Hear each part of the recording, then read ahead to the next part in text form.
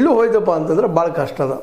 ಒಬ್ಬೊಬ್ಬರಾಗಿ ನಾಯಕರು ಕಾಂಗ್ರೆಸ್ನ ಬಿಟ್ಟು ಹೊರಗೆ ಜಿಗುವಂಥ ಪ್ರಯತ್ನ ಮಾಡ್ತಾಯಿದ್ದಾರೆ, ಮಾಡಿದ್ದಾರೆ. ಈಗಾಗಲೇ ಹೋಗಿದ್ದಾರೆ ಸಾಕಷ್ಟು ಜನ ಆ ದಿಶೆಯಲ್ಲೇ. ಈಗ ದಿಗ್ವಿಜಯ್ ಸಿಂಗ್ ಮಧ್ಯಪ್ರದೇಶದ ಮಾಜಿ ಮುಖ್ಯಮಂತ್ರಿ, ಕಾಂಗ್ರೆಸ್ನ ಅತ್ಯಂತ ಹಿರಿಯ ನಾಯಕ, ಅವರು ಸಂಘ ಪರಿವಾರವನ್ನು ಹೊಗಳುವಂಥ ಕೆಲಸ ಮಾಡಿದ್ದಾರೆ. ಅದು ಸಹಜವಾಗಿ ಶಶಿ ತರೂರ್ ಧಾಟಿಯಲ್ಲಿ ಆ ಧ್ವನಿ ಅದ.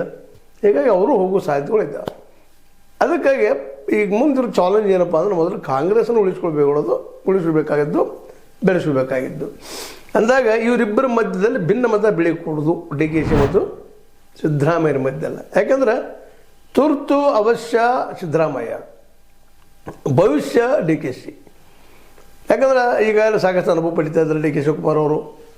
ಹಿಂದಿನ ತಪ್ಪುಗಳು ಸಾಕಷ್ಟು ಇರಲಿಲ್ಲ, ಯಾರು ತಪ್ಪು ಮಾಡಿದವ್ರು ಯಾರೂ ಇಲ್ಲ. 224 MLAಗಳಲ್ಲಿ ಎಲ್ಲರೂ ತಪ್ಪು ಮಾಡಿದವರು ಅಂತ ನಾವು ಅನ್ಬೋದು. ಎಲ್ಲೋ ಒಬ್ಬರು ಎಕ್ಸೆಪ್ಷನ್ ಇರಬಹುದು, ತಪ್ಪು ಮಾಡ್ದ, ಭ್ರಷ್ಟಾಚಾರ ಮಾಡ್ದ, ದುಡ್ಡು ಹೊಡೆಯದ, ಇನ್ನೊಬ್ಬ ದುಡ್ಡು ತೊಗೊಳ್ಳಾರದ, ದುಡ್ಡು ಹಂಚಲಾರದ, ಇಲೆಕ್ಷನ್ ಸಮಯದಲ್ಲಿ ದುಡ್ಡು ಕೊಡಲಾರದ ಆಯ್ಕೆ ಆದವರು ಮೋಸ್ಟ್ಲಿ ಇಲ್ಲವೇ ಇಲ್ಲದನ್ನು ನಡೀತಾರೆ. ಇದ್ದರೆ ಅದನ್ನು ಪವಾಡ, ಅವ್ರು ನೀವು ತೋರಿಸ್ಬೇಕು ಯಾರಾದರೂ ಇದ್ದರೆ. ಹೀಗಿದ್ದಾಗ ನಾವು ಡಿ ಕೆ ಶಿ ಅವರು ಒಬ್ಬರಿಗೆ ಟೀಕೆ ಮಾಡಿದ್ರೆ ಏನೂ ಅರ್ಥ ಇಲ್ಲ. ನಾವು ಹೇಳುವಂಥ ಉದ್ದೇಶ ಒಂದೇ ಇಲ್ಲ, ಡಿ ಕೆ ಶಿ ಅವರು ಫ್ಯೂಚರಪ್ಪ, ಇಂಥವ್ರೊಳಗೆ ಆಯ್ಕೆ ಮಾಡಬೇಕಾಗಿದೆ. ನಮ್ಗೆ ಗಾಂಧಿ ಅಂತ ನಾಯಕ ಸಿಗ್ತಾನ ಇವತ್ತು ಅನ್ನುವಂಥದ್ದು ಒಂದು ಕನಸು.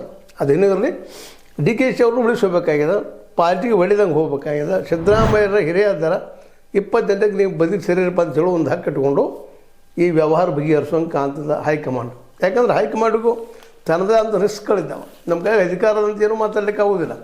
ಯಾಕಂತಂದ್ರೆ ಇವರೆಲ್ಲರೂ ಇದ್ದಾಗ ಅಧಿಕಾರ, ಅದರಲ್ಲೂ ಇವತ್ತು ಉಳಿದಿರುವ ಒಂದು 3-4 ಜನ